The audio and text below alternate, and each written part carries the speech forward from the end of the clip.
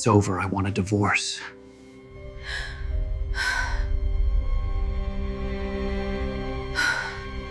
My husband told me he never loved me over lukewarm coffee. I thanked him, finished my cup, and began dismantling his life, brick by silent brick. He expected a screaming match. What he got was a masterclass in quiet ruin. The day Maya discovered the emails was a Thursday.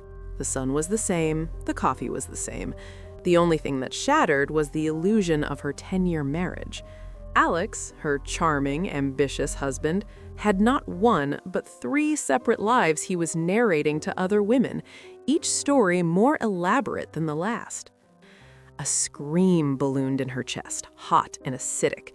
She gripped the edge of her desk, knuckles white. She could storm into his home office now. She could throw his precious vintage typewriter through the window. She could yell until her voice gave out. But then she looked at the screen again, at the careful lies, the patronizing pet names, the scheduled intimacies fitted between their dinner plans and their weekends. This wasn't a crime of passion, it was a meticulously managed project, a portfolio of deceit. The scream deflated, leaving behind a vacuum of pure, silent clarity, a calm so deep it was geological. Yelling would be a release for him.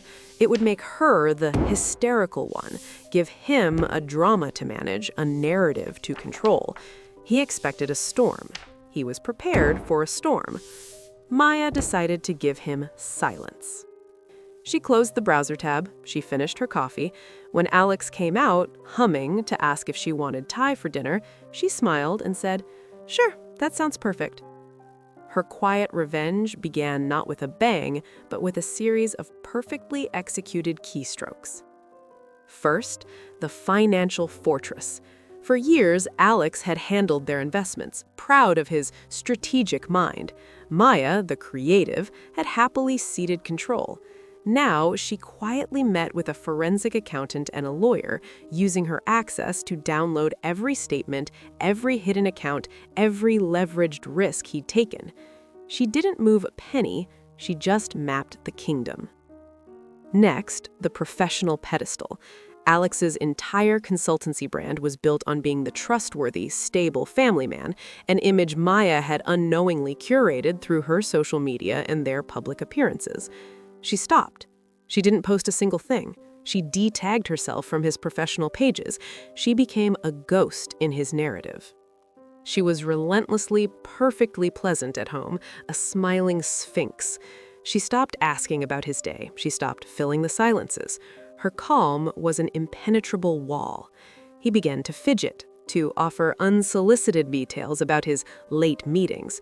She would just nod and say, "I hope it was productive." The lack of reaction, the absence of the expected drama, unnerved him more than any accusation. The confrontation happened exactly 6 weeks later.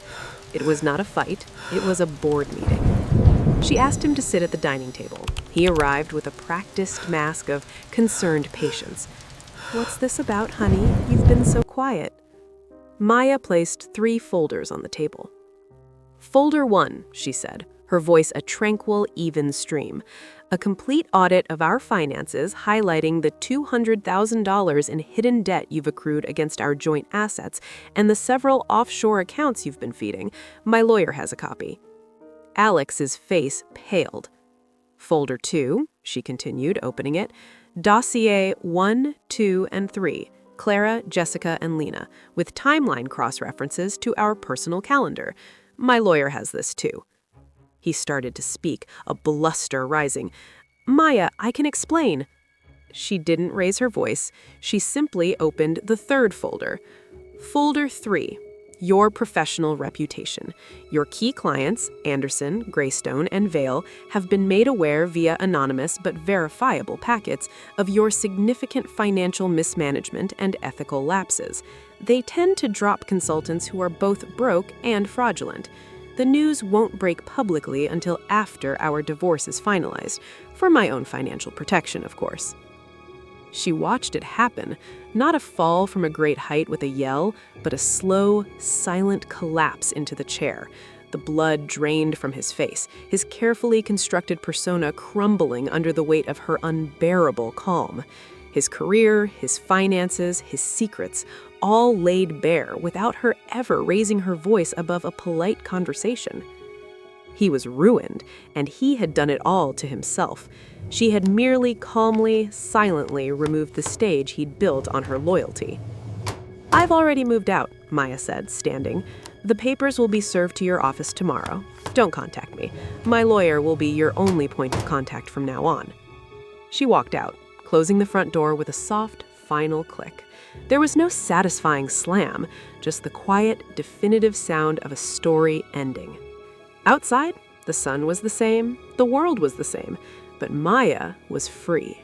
He expected a wildfire of her anger, something he could battle or flee. Instead, she had been the calm, deep water that drowned him without a splash. She hadn't yelled. She hadn't needed to. She had simply and irrevocably ended him.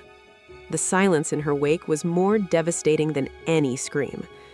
For days, Alex sat in the carcass of their home, surrounded by the tasteful furniture Maya had chosen, the art she had curated, the life she had built that he only inhabited.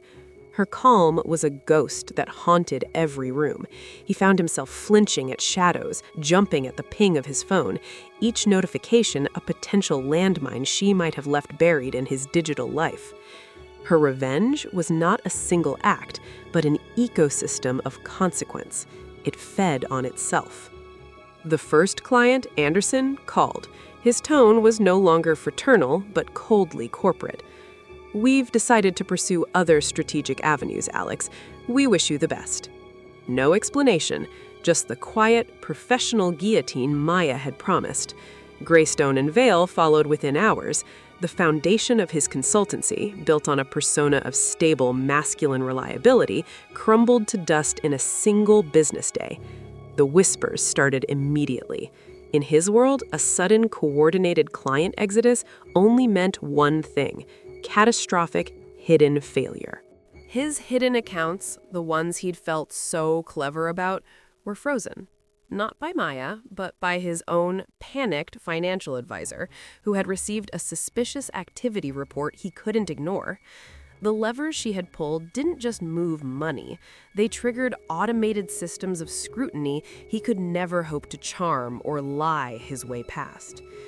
The other women, Clara, Jessica, Lena, did not call him in heartbroken fury. They ghosted him, universally, simultaneously. He realized, with a dawning horror, that they too must have received a packet, not of financials, but of cross-reference timelines, proving to each of them that they were not special, but merely concurrent projects. Maya had not confronted them either. She had simply presented them with the evidence and let his own duplicity do the work. Their silence was a louder condemnation than any scene. This was the core of her quiet revenge. She had weaponized his own nature against him.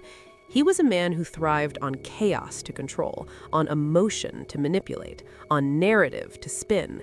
She gave him nothing to push against. No emotion to twist, no narrative but the damning factual one she had authored.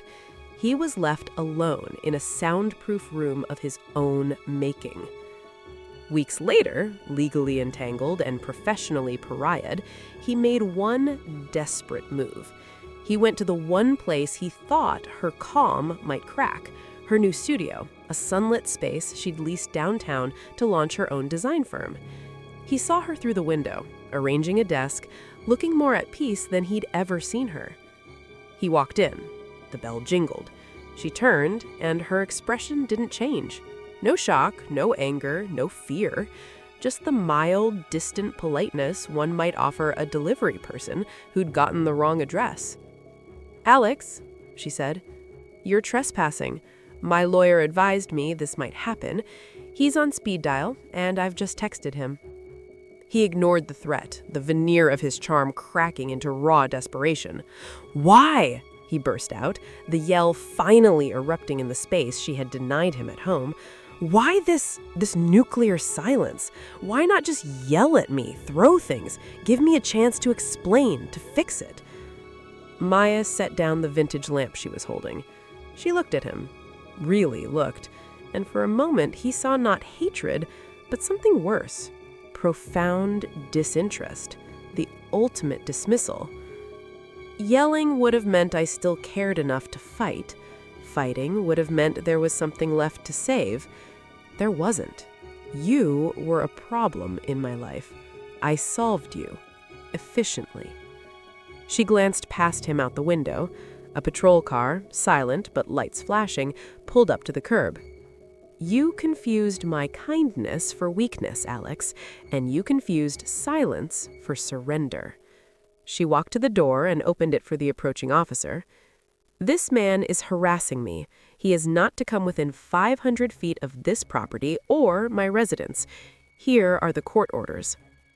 As the officer led a spluttering Alex away, Maya didn't watch. She turned back to her lamp, wiping a smudge from its base with a soft cloth. The confrontation was over.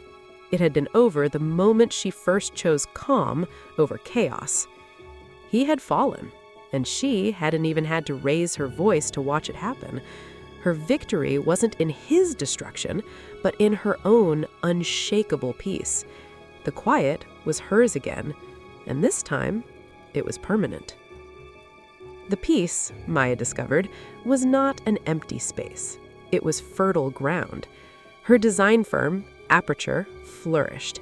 The name was her private joke, a lens focusing light, clarity from chaos, and controlled opening. Her clients were not the flashy, ego-driven types Alex had courted. They were discerning, often women-led businesses who valued her meticulous planning and serene, uncompromising professionalism. Word spread quietly. If you wanted something built on a foundation of rock, not image, you went to Maya. A year to the day after she'd placed the 3 folders on the table, she received an envelope with no return address. Inside was a single sheet of expensive watermarked stationery, Alex's letterhead, but the message was not from Alex. Ms. Winters, I was Alex's bankruptcy trustee. The proceedings are now complete. In going through the final assets, I came across a personal item he was oddly insistent on retaining, though it held no monetary value. He claimed it was evidence. Given the nature of his claims against you, all dismissed, and the tenor of our interactions, I believe it rightfully belongs to you. It will arrive under separate cover. Sincerely, Martin Cho. The package arrived 2 days later, a flat, archival box. Inside, nestled in foam, was the wedding portrait from their hallway. The glass was cracked in a precise spiderweb pattern radiating from the center, not shattered, but fractured. Someone had taken the time to tape the back meticulously, holding all the shards in place, a preservation of damage. She lifted it out. Alex's smile in the photo was the one she now recognized as his public closing smile. Her own smile looked hopeful, trusting, naive. She felt nothing. No pang, no triumph, just a mild anthropological curiosity. So this is what he clung to, the proof that he once had something he could break. She almost threw it away, but that felt like an action, a reaction, and she was done reacting to him. Instead, she placed the cracked portrait in the bottom drawer of her filing cabinet behind the tax documents for 2017, filed under A for artifact. A closed case. Her calm became her superpower. It allowed her to see people, to hear the notes they didn't play. She landed her biggest client yet, a renowned but reclusive architect named Elias Thorne, precisely because she didn't flatter or hustle. She listened, synthesized, and presented a vision so clean and responsive, it felt inevitable. You have a remarkable lack of static, Thorne told her over tea in his luminous studio. Most people are broadcasting their own noise so loudly they can't receive the signal. Maya simply nodded. She knew the value of a clear channel. Meanwhile, Alex's fall had entered a long, flat plateau of consequence. He'd moved to a smaller city, taken a mid-level job under another name, a desperate attempt to outrun the Google results that now forever linked him to financial malfeasance and breach of fiduciary duty. He dated, but it was transactional and brief. The woman, it seemed, could sense the hollowness, the spent charisma. He lived in a state of perpetual flinch, waiting for the next silent shoe to drop, for another of Maya's timed charges to detonate. But the silence from her quarter was absolute. That was the cruelest part. Her revenge was so complete she had no need to monitor its effects. She had forgotten him.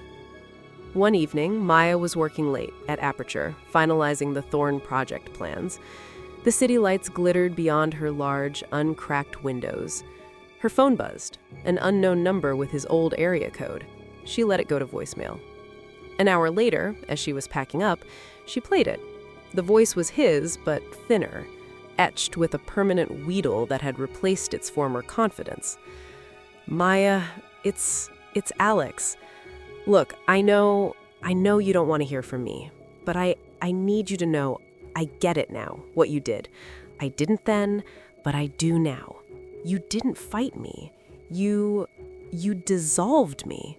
In court, with the clients, with everyone.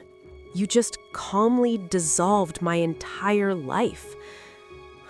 A long, shaky breath. I'm sorry. For what it's worth. Which is nothing, I know. But I'm just so tired of being afraid of the quiet. The message ended.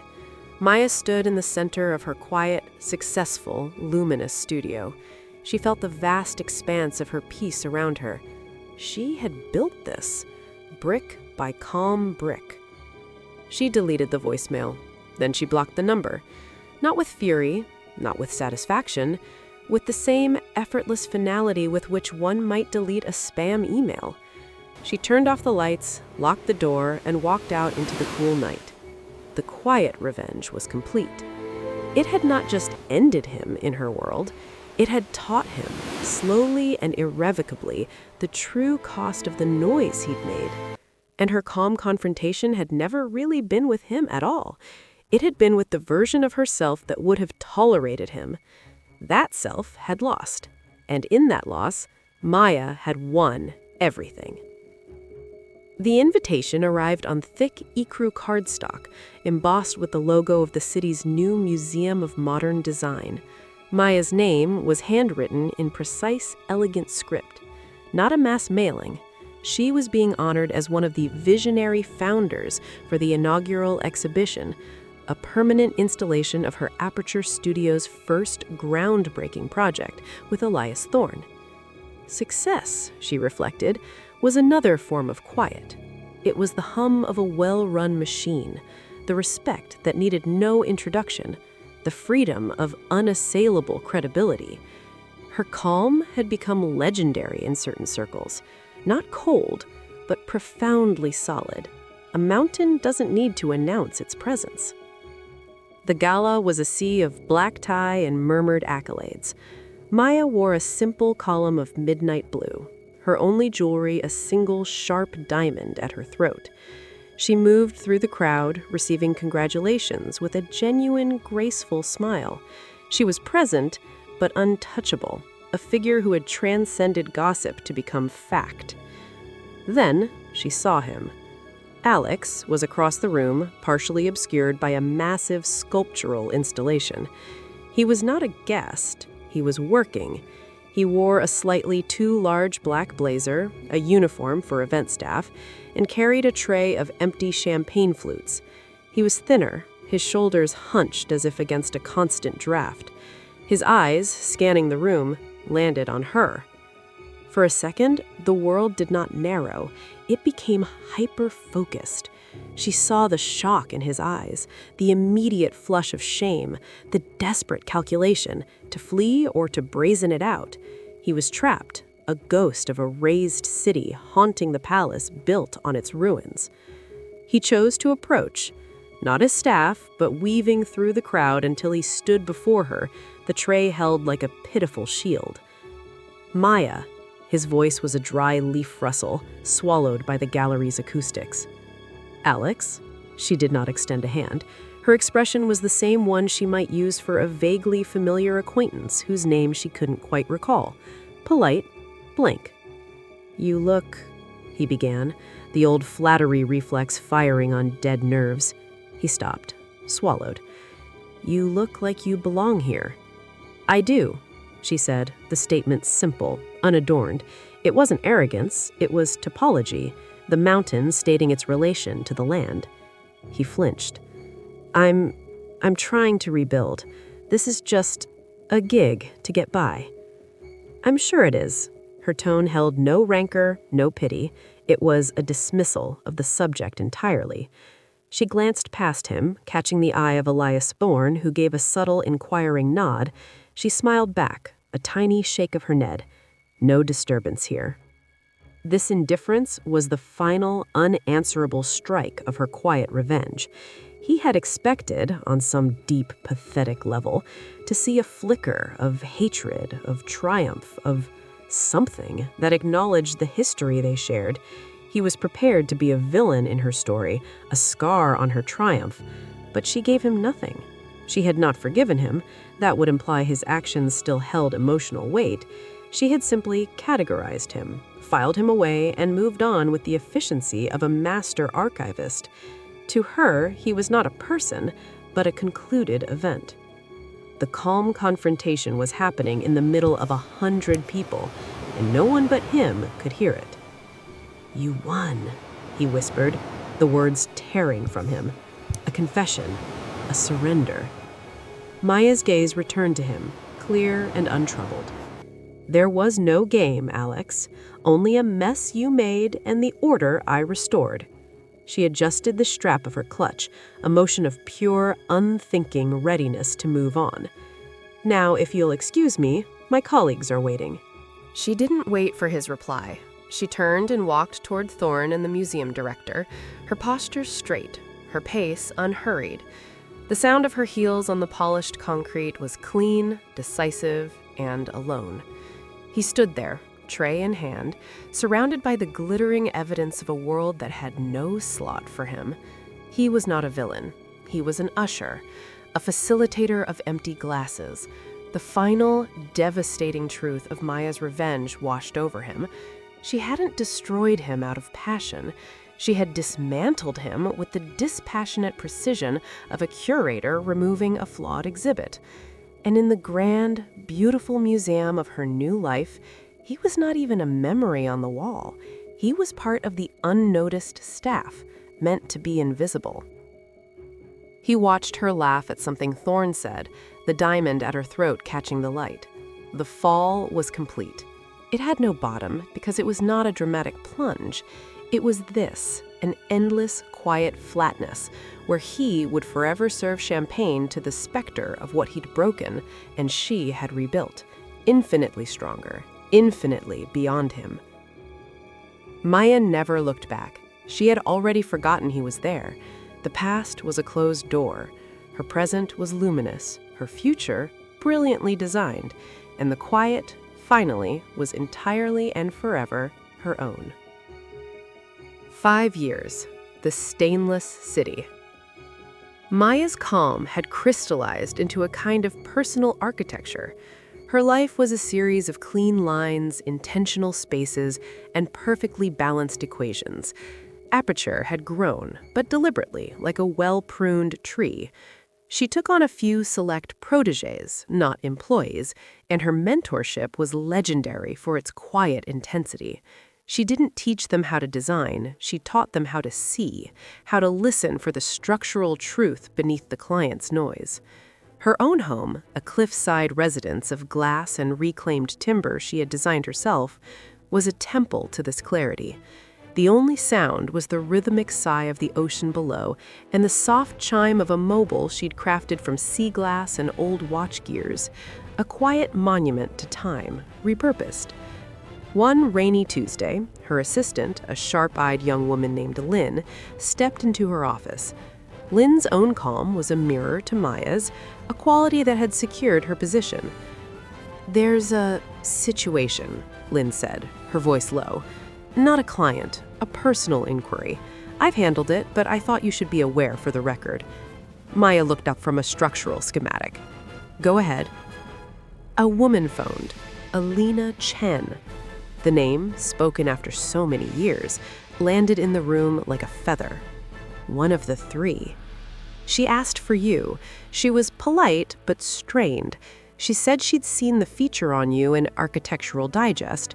She said, "Please tell her I finally understand the gift, and I'm sorry for my part in the blindness." Then she hung up. Maya leaned back in her chair, her gaze drifting to the range streaking the panoramic window. Lena, the cardiologist, the one that Alex had described as intellectually stimulating. Was there a return number? Blocked. Maya nodded. "Thank you, Lynn. File it under Acknowledged, No Action." It was a category she'd created for the occasional faint echoes from her past life. But the call was a ripple. It was followed, 2 weeks later, by another. This one came to the landline of her home, a number so private only 5 people had it. The voice was male, older, wearier than she remembered. "Maya, it's Martin, Cho, the trustee." "Mr. Cho?" Her tone was neutral, a blank page. "I'm retiring," he said, "and in closing my files, I felt compelled. This is beyond professional. It's an ethical itch." He paused. "Your ex-husband. He petitioned the court again last month to overturn the bankruptcy fraud ruling, to sue you for strategic defamation." Maya said nothing. The silence was an invitation for him to continue, not out of concern, but curiosity. It was dismissed, of course, laughed out, frankly, but the judge, she made a remark from the bench.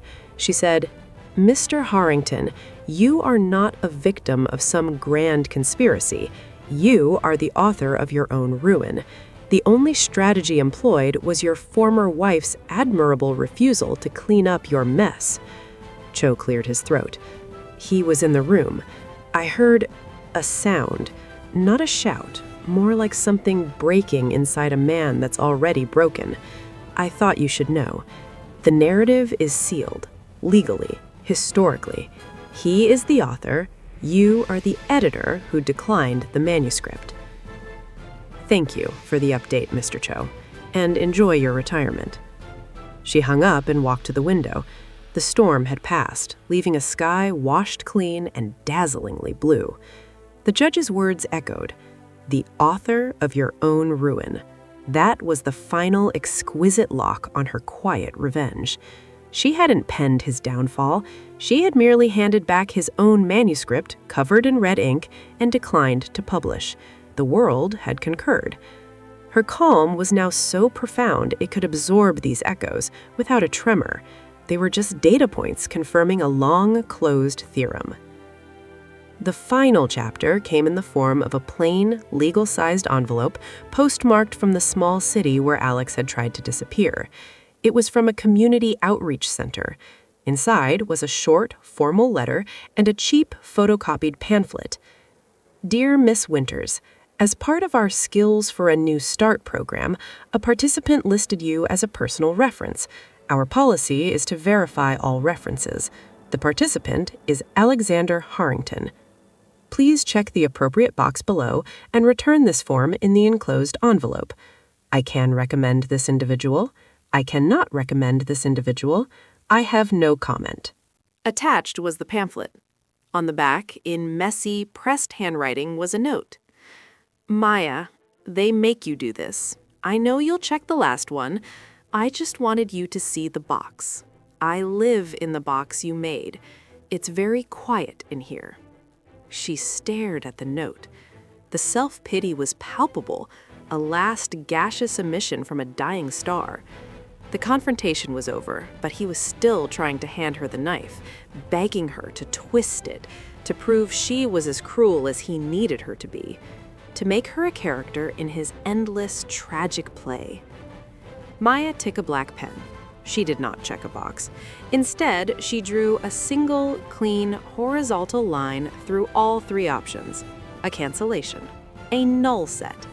She wrote beneath it, in her precise architectural script, "No longer in my database." She placed the form and the pamphlet in the return envelope, sealed it, and handed it to Lynn the next day. "Please mail this. No return address, no postage due." Lynn took it, asking no questions. That afternoon, Maya stood on her cliffside terrace. The wind was fierce, whipping her hair, but her stance was solid. She thought of the cracked wedding portrait in the filing cabinet, Lena's strained apology, the judge's gavel of a sentence, and finally, the pathetic pre-printed box. He had fallen into the chasm between the person he pretended to be and the man he actually was. Her only role had been to calmly, quietly remove the bridge of her own compliance that had allowed him to span that gap. His lie could no longer hold his weight. The quiet revenge was absolute. It had transcended emotion and become a simple fact of the universe, like gravity or the tide. He was a closed file, a null set, a story that had been told, judged, and shelved. Maya inhaled the sharp, salted air. Her city, her life, her peace, all of it was stainless. Not because there was no history of stains, but because she had chosen materials that could not retain them. She turned and went inside, to the warm, silent light of her perfectly designed home, and closed the glass door against the wind. The only sound left was the peaceful, persistent heartbeat of the sea.